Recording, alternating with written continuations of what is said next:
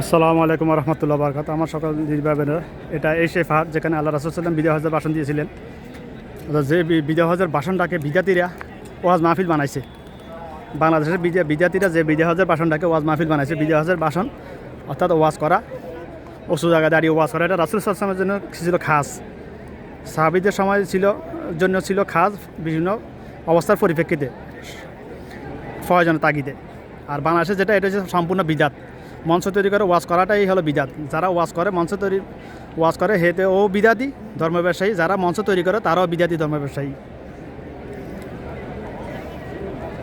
ওয়াজ করে মঞ্চ তৈরি ওয়াজ করে যদি দিন প্রচার হয়ে যেত, কায়েম হয়ে যেত, তাহলে আর রাসূল সাল্লাল্লাহু আলাইহি ওয়াসাল্লামের সাথে বড় কোনো ওয়াজি বক্তা কি পৃথিবীতে আছে না হবে কিয়ামতের আগ পর্যন্ত? সাহাবীদের সাথে বড় কোনো ওয়াজি বক্তা কি পৃথিবীতে কিয়ামতের আগ পর্যন্ত আসবে? কখন আসবে না।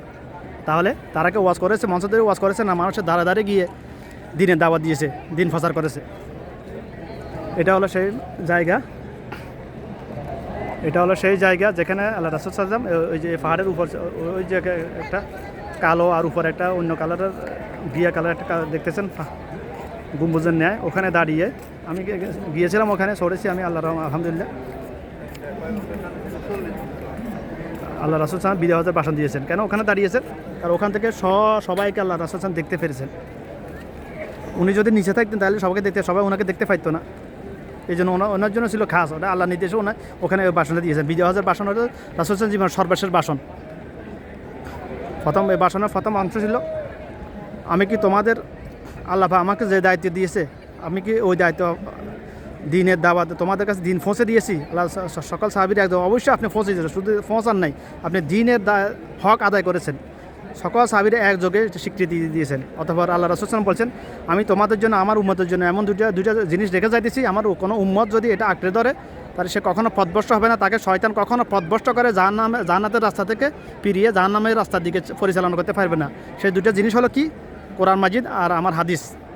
দুইটাই আল্লাহ পাকের বাণী, দুইটাই আল্লাহ পাকের কথা। যে কোরআন বলেন, হাদিস জন্য দুইটাই আল্লাহ পাকের কথা। কিন্তু আফসোস আসছে, আমরা মুসলমান নামদারি আদর্শগুলো ধর্ম পালন করতেছে বাদ দাদার ধর্ম। বেশিরভাগ খাস করে আমাদের দেশে বাংলাদেশে মুসলমানরা ধর্ম পালন করে বাদ দাদার ধর্ম।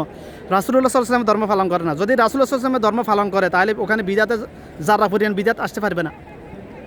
কারণ আমাদের দেশের মানুষের আমলের সাথে শুধু বিদাতে ভরা, যেদিকে থাকে ওইদিকে শুধু শিরিক আর বিদাত। বাংলাদেশের মানুষের মুখে কথায় শুধু বিদাত আর শিরিক আর বিদাত ছাড়া কিছুই নাই আর বেশিরভাগ ক্ষেত্রে।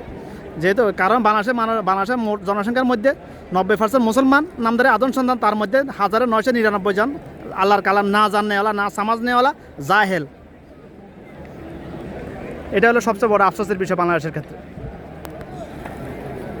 তো আমাদেরকে তালাবুল ইলমি ফারিদাতুন আলা কুল্লি মুসলিমিন, দিনী ইলম তলব করা প্রত্যেক মুসলমানের উপর ফরজ। কেমন ফরজ? নামাজ রোজার মতো ফরজ। শুধু ফরজ না, নামাজ রোজার আগে সর্বপ্রথম ফরজ হলো এটা দিনী ইলম তলব করা। কারণ আমি কোনটা হাদিস, কোনটা জাল হাদিস, কোনটা সুন্নাহ, কোনটা গায়রে সুন্নাহ, এটাই যদি না জানি, আমার কাছে তো এই ইলম যদি না থাকে, এই ইলম অর্জন করাটাই হলো দিনী ইলম। তো তাহলে আমি আমল করবো কীভাবে? আমি আমল তো করবো বিদাতে নিয়মে। আমি আমলের মধ্যে শিরিক ঢুকে যাবে, বিদাত ঢুকে যাবে। এগুলো এই আমলের জন্য আমার উসুলে আমার উপর জাহান্নাম ওয়াজিব হয়ে যাবে। তাহলে আমার এই আমল করে লাভ কী? এই জন্য দিনী ইলম তলব করা প্রত্যেক মুসলমান নারীর উপর ফরজ। কেমন ফরজ? নামাজ রোজার আগের ফরজ এটা। ঈমান আনার পরে সর্বপ্রথম ফরজ হলো এটাই, তারপর নামাজ। আলেমরা এক একজন এক এক কথা বলে, তবে ঈমান আনার পরে সর্বপ্রথম ফরজ হলো দিনী ইলম তলব করা। দিনী ইলম নামাকা, দিনী ইলম কাকে বলা হয়? আল্লাহর কালাম জানা বুঝা, এটা হলো দিনী ইলম। আল্লাহর কালাম জানে বুঝে মানে যে, সে হলো সাহাবীদের ন্যায় আলেম। যে আল্লাহর কালাম জানে বুঝে মানে না, সে হলো আবু জাহেলের ন্যায় আলেম। কারণ আবু জাহেল ওরা জন্মসূত্রে আল্লাহর কালাম জানতো, বুঝতো, কিন্তু মানতো না।